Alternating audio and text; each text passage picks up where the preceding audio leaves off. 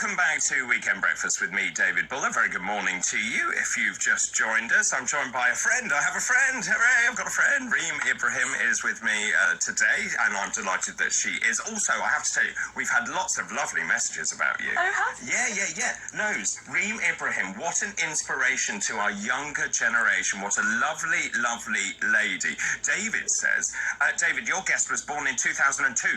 Think about that. I feel very old. Shouldn't Reem be in bed with a hangover watching Sunday brunch? Yes, what are you doing? This is ridiculous. I don't go clubbing anymore. I've become an old woman at the age of 20. What with you and old Tom over there? He's very young as well, my producer. That's all got to stop. This is, I can't see who this is from, but it says, most impressed with your guest, Reem. Liz needs to put you in her cabinet. Oh, that's so sweet. Look at that. I agree, actually. At least someone with some common sense. That'd be rather marvellous. Right, joining me now is Vincent Moss. He's former political editor at the Sunday Mirror. Good morning to you. Good morning.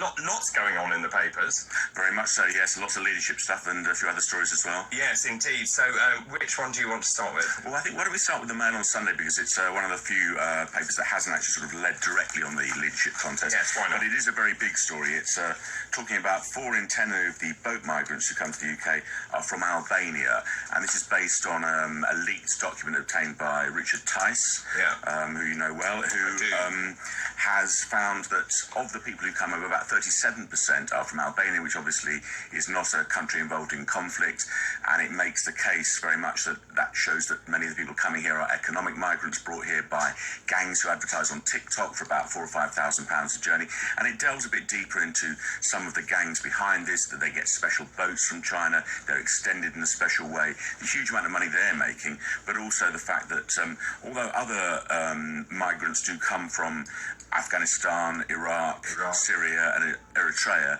there are these huge amount that are coming essentially on economic grounds, and it just again highlights the struggle the government has got with dealing with the French and finding ways of dealing with this issue, because the prediction is, I think it was about 28,000 people across the channel last year, and that's predicted to be double this year, so it's a problem that's just not going away. This is very explosive. Absolutely, yeah. I mean, I look at this, I don't know about you, Reem, but I look at this and think, well, this just basically says, what on earth is the government doing? We know now. And it's worth remembering, of course, they're trying to have accession into the European Union, as you know. Albania is essentially trying to get accession to the EU. It's also worth remembering they're a NATO member. And, of course, Albania, there is no war. They should not be coming here. There is only one reason why you would come in on a boat, and that is to escape being a legal migrant, because they can come here for 180 days. What's your thought? No, absolutely. I think it really shows that these politicians are sleeping on the job. They haven't shown that they are doing anything to stop this. And look, I'm actually pretty liberal on immigration. I think that immigrants generally are great for the economy, especially when they're legal. And I am in favour of a more liberal immigration system. However, when these immigrants are coming illegally and they're pretending that they are migrants and they are leeching off of our British taxpayer money, that is the huge issue. And where are our politicians? What are they doing about this? Well, that's why I'm asking that question, actually. It's a good time to do that again. I mean, clearly we're seeing 4 in 10 boat migrants are from war-free Albania, and I want to know what on earth the UK government is doing. Where on earth is Priti Patel? Where's the Prime Minister? Where's the rest of the Cabinet? Oh, yes, in Malaga. Well, I don't think that's good enough, and I'd like to know what your thoughts are, please. 0344 499 1000. Text the word talk in your message to 87222 and tweet us at TalkTV and tweet me at Dr. David Bull. I can tell you the latest data, actually. The latest data for the last 24-hour period. This is really extraordinary, Vincent. The number of migrants detected in small boats, 288 in the last 24 hours. 5 boats have been detected. And in terms of where we're going, I mean, clearly Boris Johnson wanted the military involved. We haven't done anything. The Rwanda plan is in tatters currently because of the pushback. But maybe, do you think this is going to change the public's perception? I think it will just reinforce the public view on some of these things, which is the people who think the government isn't doing enough will just be convinced that's even more so the case, and those that believe that we should be a bit more tolerant will think that this is just a sort of if you like, a deflection strategy from elements of the media and elsewhere to take away from some of the other issues. I mean, it's interesting, I think, at the end of the story that the government response sounds pretty pathetic, really, which is just it refers to the Rwanda strategy, which, as we all know, is in tatters. And that seems to be the government's only response to dealing with what's a very serious and worrying problem. Yeah, I was reading this, and these criminal gangs essentially are facilitating the arrival of all of these people. They're actually buying the dinghies from China. They're stripping them back so they can get more people in it. If you're Albanian, why would you come here on a boat?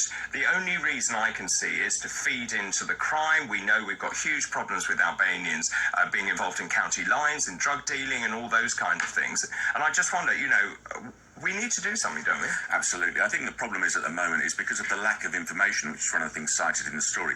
The British government really don't know as much detail as they'd like about something because of the lack of cooperation with the French. And I do always think with those stories that while there are people who shouldn't be coming here, there are obviously some very genuine cases that we should be looking at. And that gets lost in this story to some extent. It also gets lost in the fact that we don't have enough data about what's going on because of the sort of impasse between the UK and France when it comes to dealing with the problem. I mean, the whole point is if you are Albania, or indeed if you're from Iraq or Iran, you should seek refuge in the first safe country, shouldn't you? You shouldn't be coming here. Absolutely. And that's the government position, and that would make sense. But the reality is people just aren't doing that, and you have to deal with the reality rather than what we would hope would be the Well, case. Nigel Farage has even caught people on camera throwing their mobile phones and their passports into the sea as they approach the United Kingdom. It's just totally unacceptable, isn't it? No, absolutely, and I think it really shows how our politicians have done absolutely nothing to solve this. And I think the biggest issue is the lack of data. We don't know who these people are. We don't know their criminal records. We don't know where they come from. We don't know what they've done, their employment history, anything. They could be dangerous criminals for all we know. And actually, we've shown in the data that actually these migrants are high. I don't want to paint all of them in that light. Absolutely not. But